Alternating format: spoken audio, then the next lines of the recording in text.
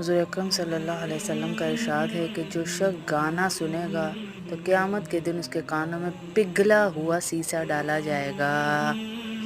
کچھ لوگوں کا کہنا ہے جی گانا روح کی غذا ہوتا ہے باجی، باجی روح کی غذا ہے اس لیے ہم تو سن لیتے ہیں۔